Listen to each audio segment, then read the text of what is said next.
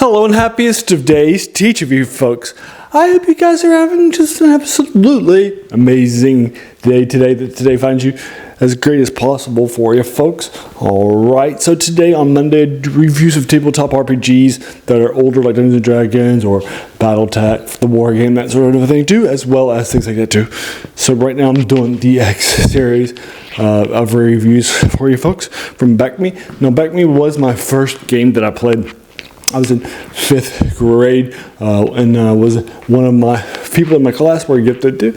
And the two of us would often finish our work early instead of the teacher. But let's go back and then talk about this stuff and play at games and that sort of thing too. So he was the dungeon master and I was the player. I played BECMI first and that sort of a thing too. So BECMI stands for B. It stands for basic, and that stands for 1 through 3. And it's all about sort of that basic level learning how to run adventures. It's really all about dungeon delving and that sort of thing. And then the E here stands for expert. That takes you from level 4 to level 14 or roughly, and that sort of thing too. And then that basically shows you all about the explorations. Modules like the Isle of Dread and that sort of thing represent that. And then also the C stands for companion. It's for, so those modules being of those from the mid-teens to the mid-20s in levels. It's all about settling down, running kingdoms, leading armies into battle, that sort of thing too. And then after that, then the master level M stands for the last 10 levels roughly, from the mid-20s up to 36. And then there you are going to different multiverses, as well as chasing immortality. And then the I stands for that immortality, that sort of thing too. So that's what it stands for. Right. So this is from 1983. It's written by David Cook, and the cover art and other art is by Harry Quinn. Great stuff here too. So this is 4 levels, 6 to 9, and it's set in one of my favorite planes, the plane of my star. I played this as a player and a dungeon master in my Sin campaign.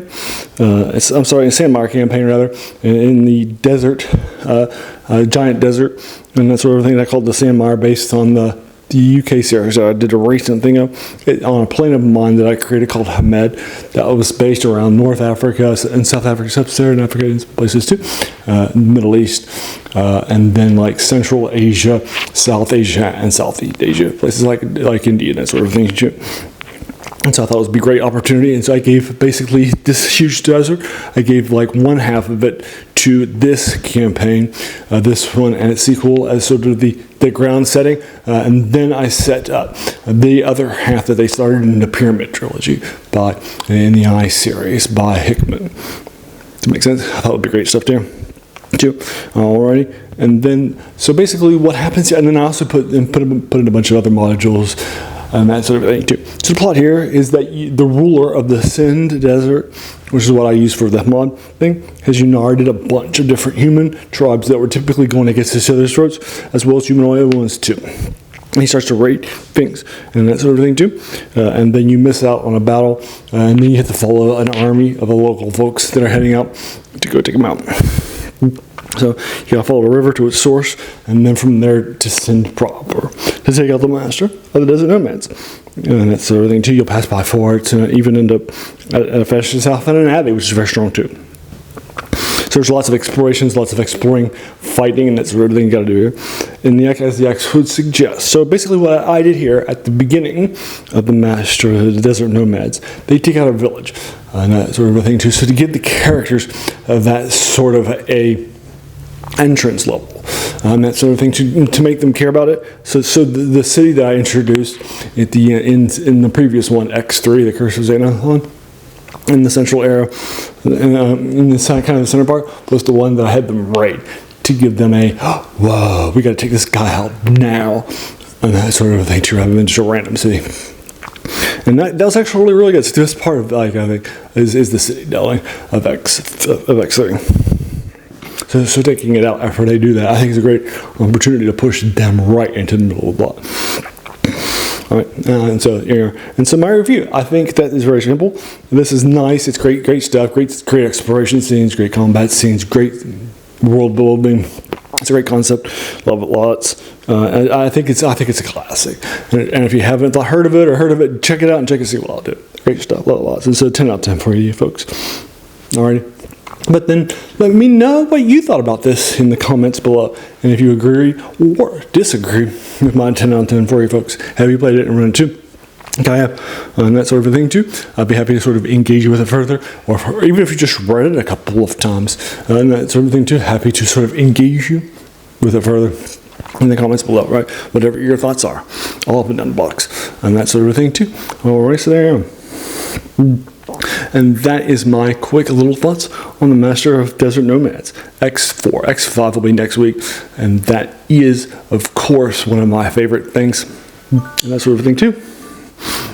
So basically what's happening, and so I love the section in the X series, and then we'll have another couple ones here, and they're pretty good, but definitely feel that X5 sort of is the end of this series. The better ones that we knocked out with Castle Amber and the Desert and X1 too. The Olive Dread, my favorite module of all time for you folks. But then let me know what your thoughts are, and happy to sort of engage you with it or whatever your thoughts are. And there we go. As you can tell, I also do, on Wednesday, I do reviews of older video games. There's some Let's Plays there too. Right now I'm doing Let's Plays of a 1992 video game called Star Control 2, so check that out up in the box. And then I also do reviews right now. I've just done reviews of recent stuff, like the DLC for Star Wars called by Genesis from a couple months ago, as well as last month's 2-point Museum's Fantasy Finds. It's based on things like this, Dungeons and Dragons, and fantasy, things like that too. So I think it's very appropriate for you folks. And then this week will be my top 10 on video games that are value, that give you great stuff, either free or lower value, or just give you thousands of hours of play. Alright, so that'll be coming up next. On Saturday, I do something I call reviews of serials, where I do movies and TV serials that are from decades ago, and that sort of a thing too, that are older that we might have forgotten about. I just did Radio Patrol a couple of weeks ago, so that one should be posted already for you folks. And then yesterday, I watched a great 4.5 one called Captain Midnight for you folks, from the early 40s. It's a 15 episode one. It's about 4.5 hours long, and that sort of a thing too, so that'll be coming up next. And then the other 3 days a week, I do things that you review, that you read, science fiction, fantasy, and horror stuff too, and then that you read, and in the 3 older and then older stuff too, right? Books, short stories, poems, that sort of thing too, right? So those 7 older things a week, plus the occasional Let's Play here and there too, sounds like your cup of tea. Well then, great. Welcome to the channel. Have a seat. I think you'll enjoy your time here quite a bit, all right?